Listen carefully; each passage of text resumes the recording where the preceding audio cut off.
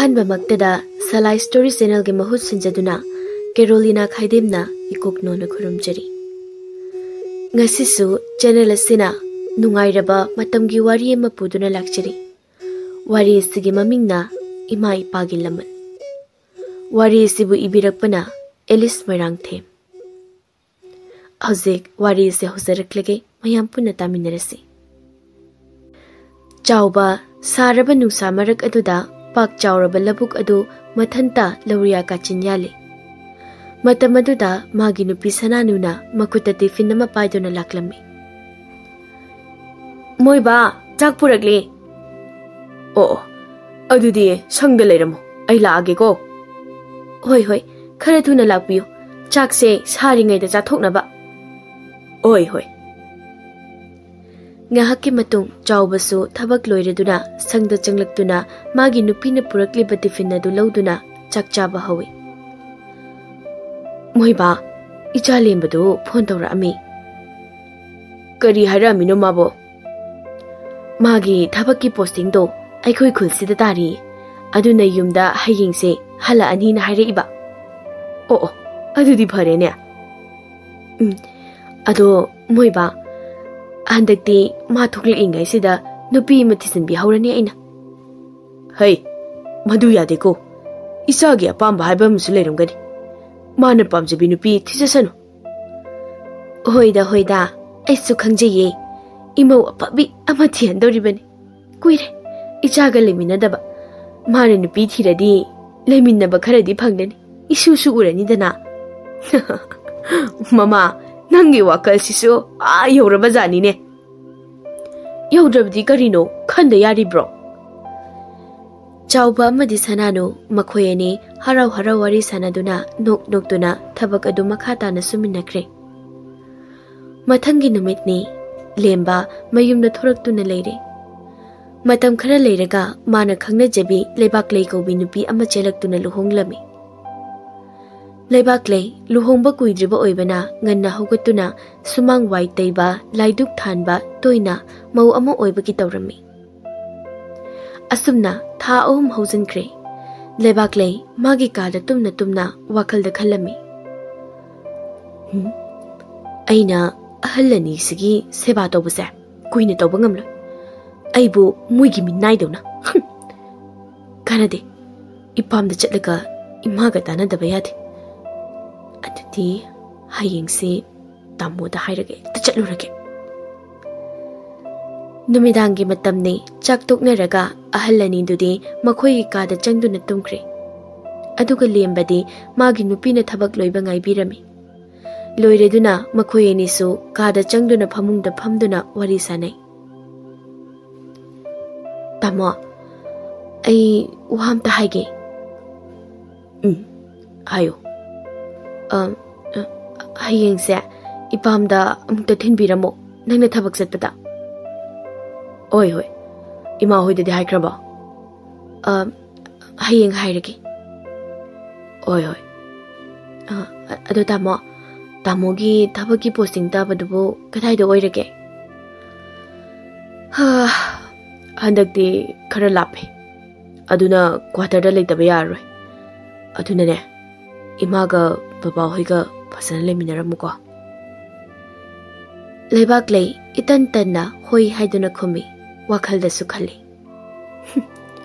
aibu minnai dona ahagi seba tawgadro aina ahgi seba tawba kaidudi sida oi thoktabani makoyeni su tumnarasi haiduna tumna khirami asumna mathangi numitni lebak lei thabak phaba saduna thabak pumba loisilami masu mapamna chatnanaba loisinba loiraga lembaga thokminarei moina thoklakpada mama mapasu mangolda phamduna leirami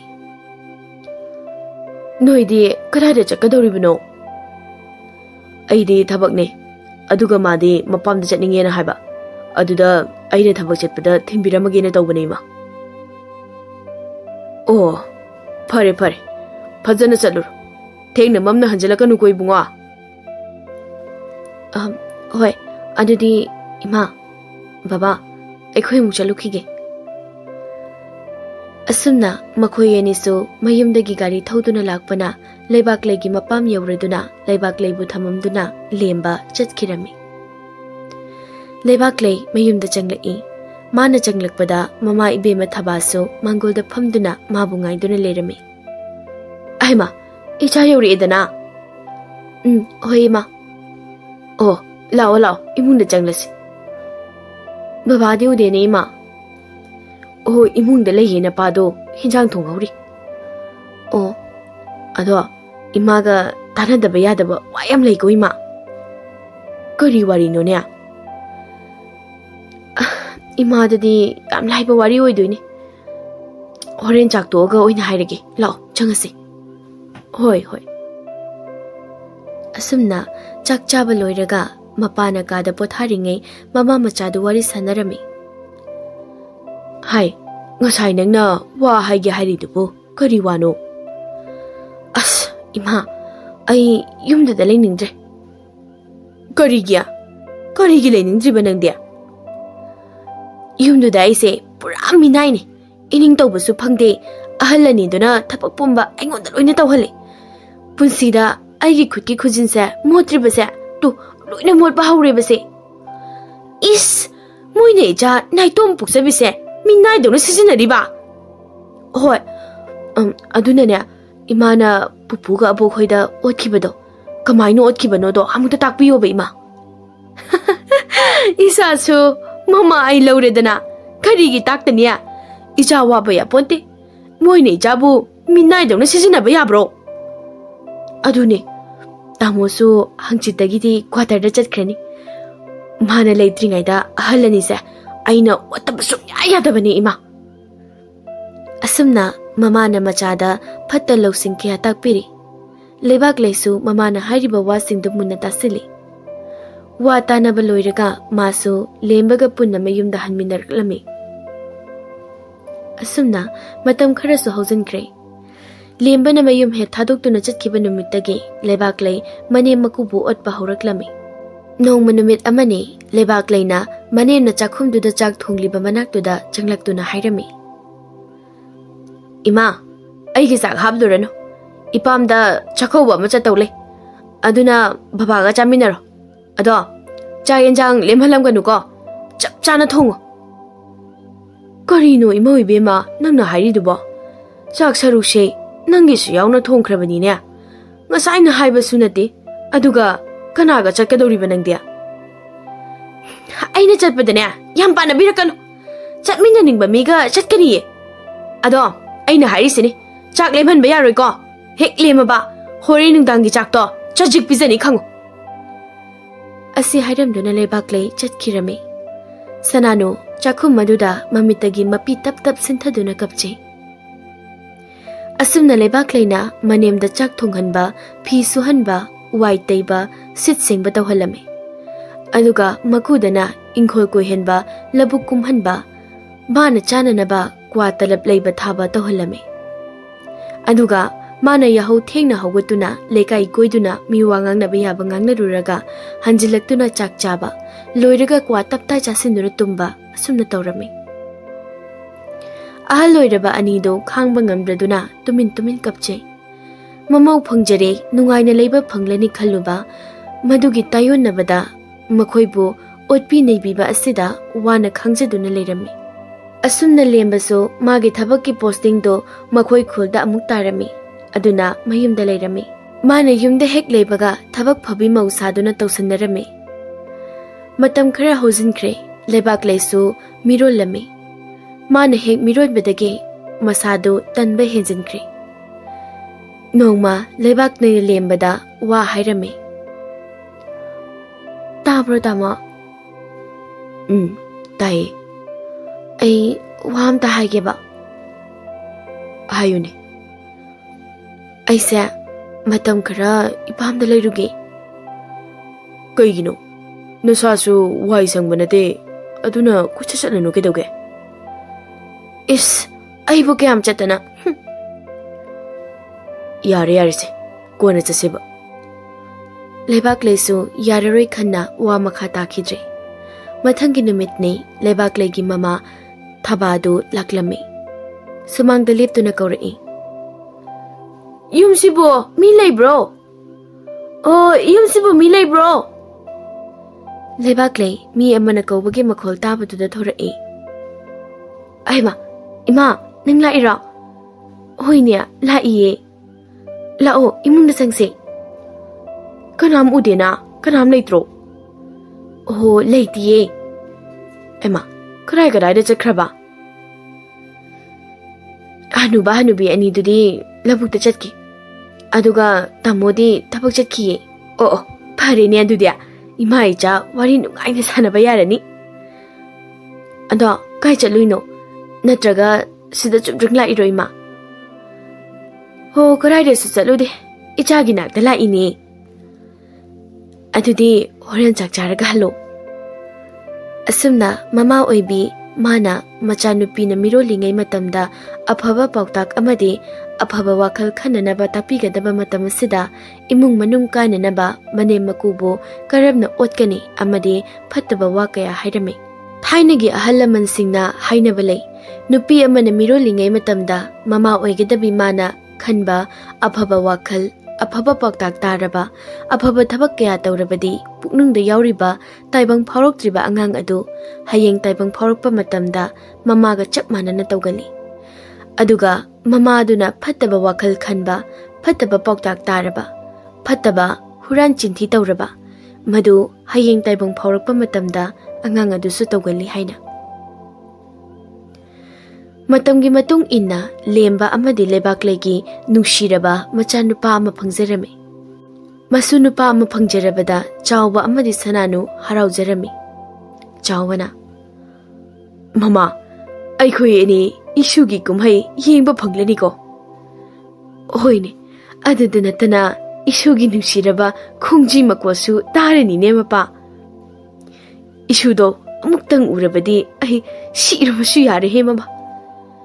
Karino haibiribadubo hayeidene adumna haibigano. Hoi haidaroi.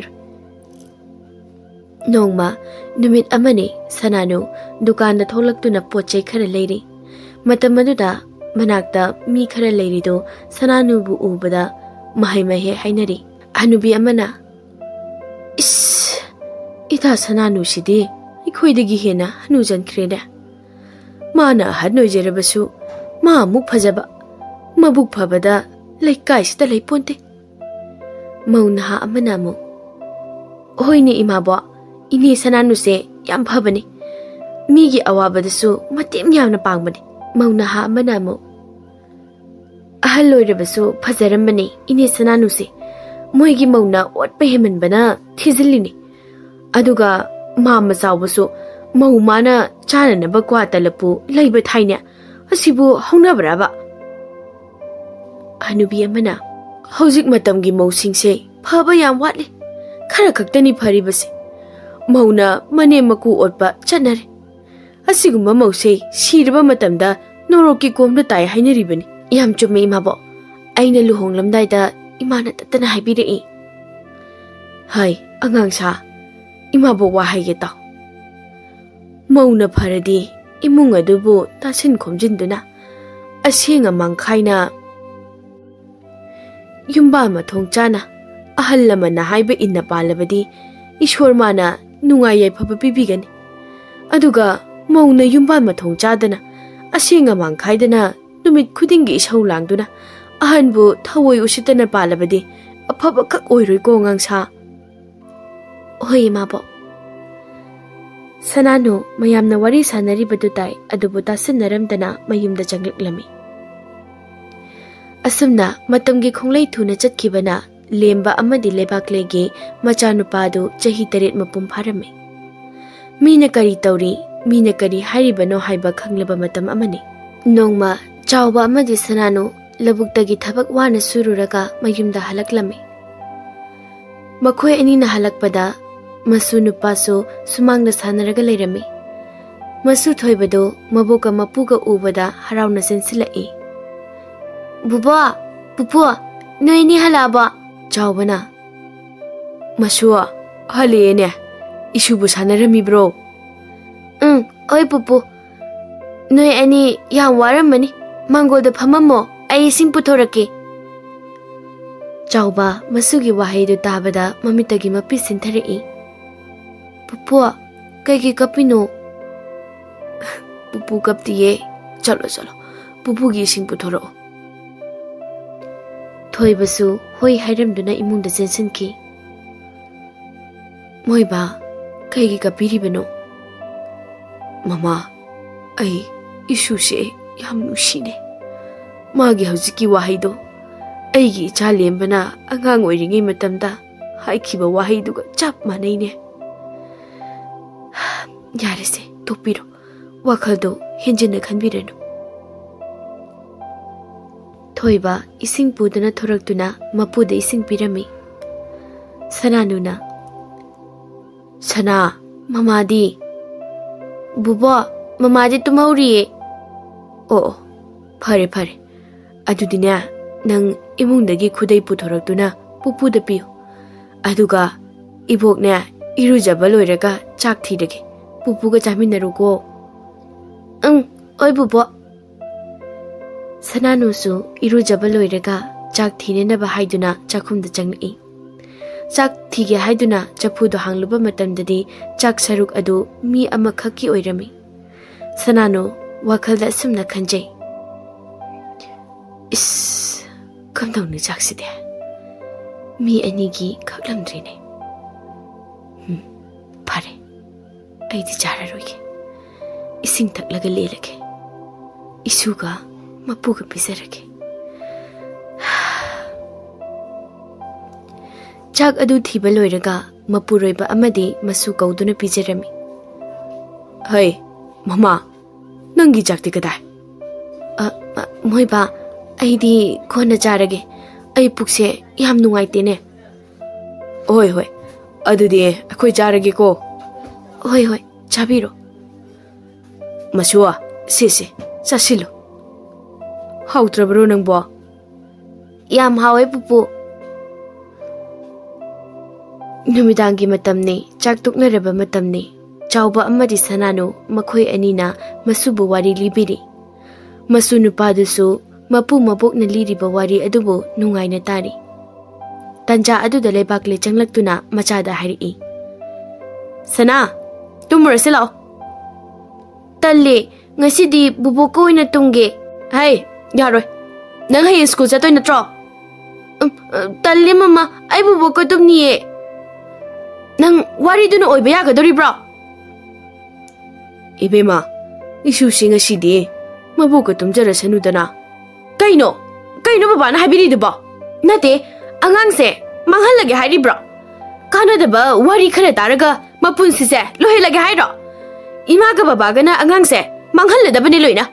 Hay, imo ibe ma, nang nangang li dubu karino. Wangang ba na chumna ngangu ko. Singang se, lamyam hela ba ni?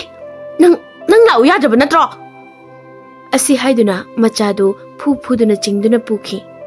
Somda lembasu laptop ta thabak ama tawduna leirambani. Machana kaptuna changlakpaduda hanglaklami. Ichabo kaidaroge kaplade. Mama na phuriba. Kaigi phuriba mama na de. Adu buro baba buboka tumge haibagi. Masi ngangse mangladabane mangladaba. Hay.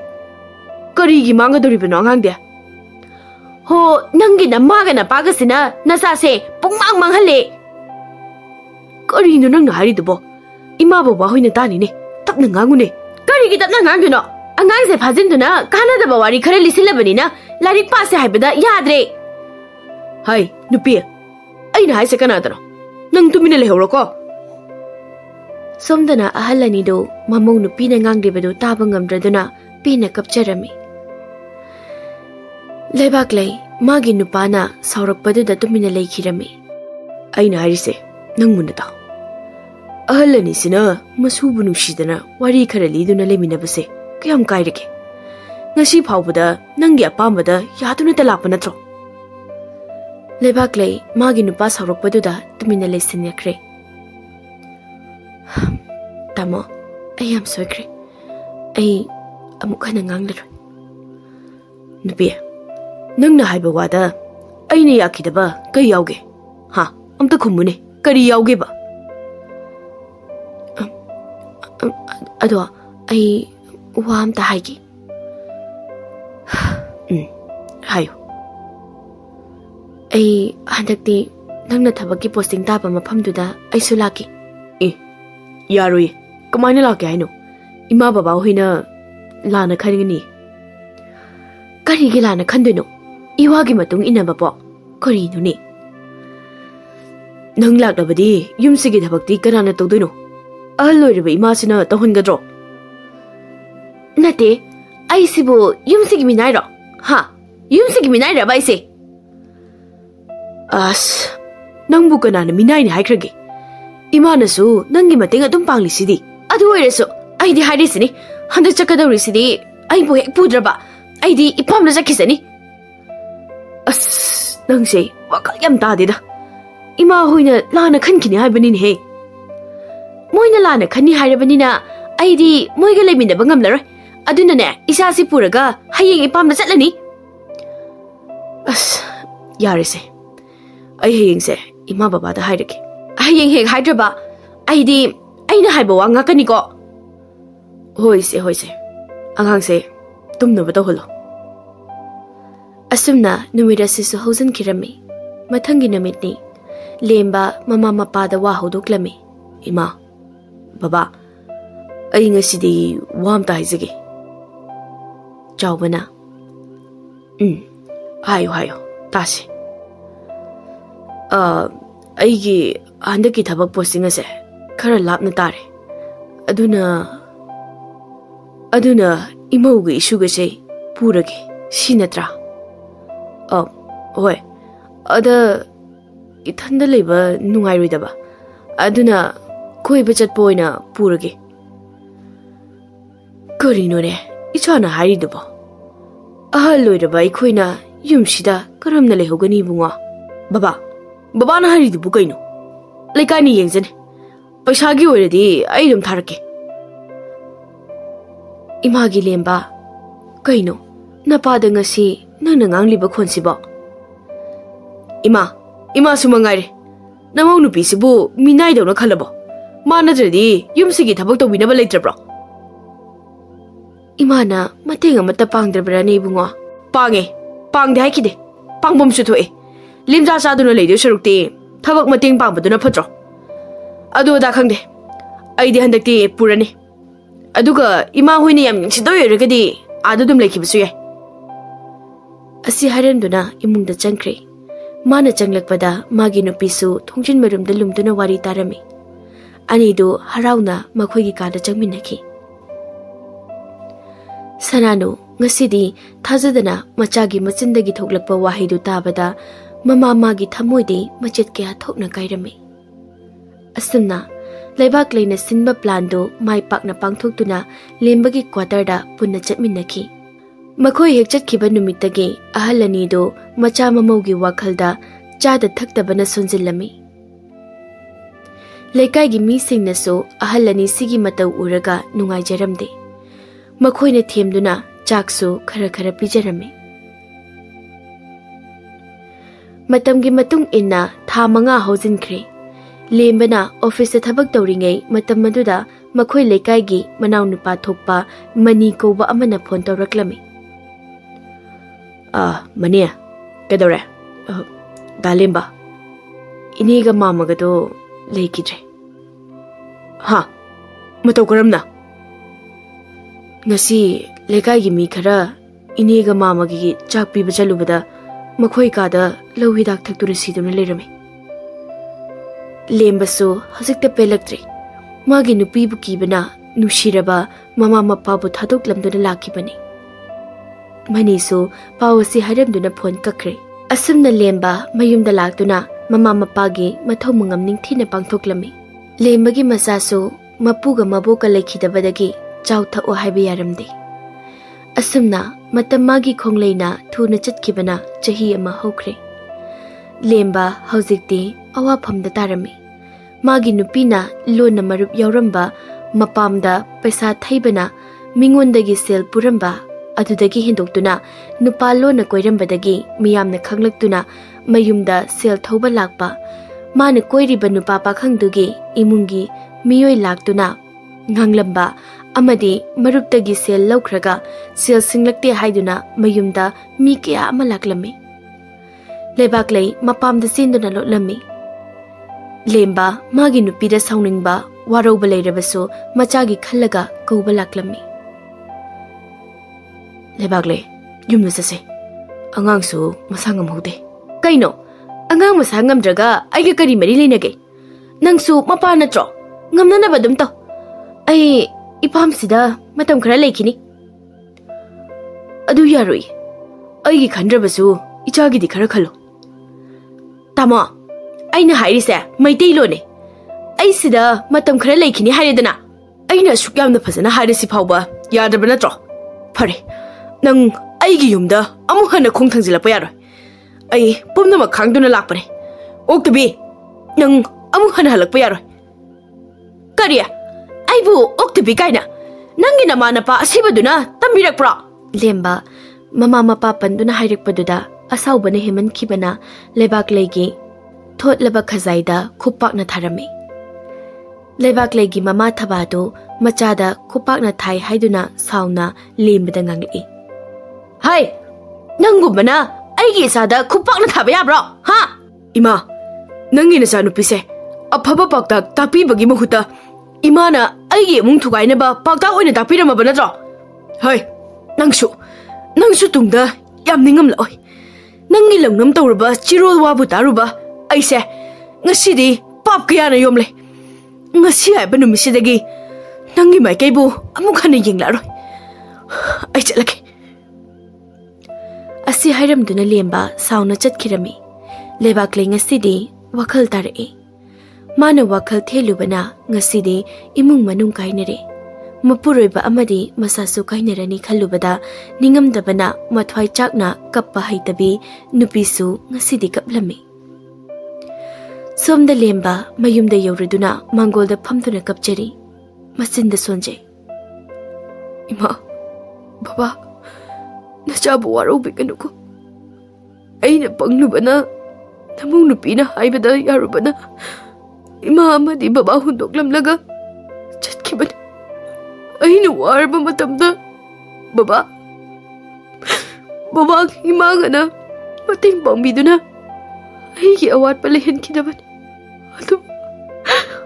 adu noi warba matamda aina karisu tawibagi mahuta thadoktura chatkibani I am lale baba I am lale ima aibo tara raputra pupirakpa adudagi hindoktuna aibu chauna bi yupirakpagi lungaina thamangam hodre ai ima amadi baba ki laman singpakam kichu nasabu waro biganuko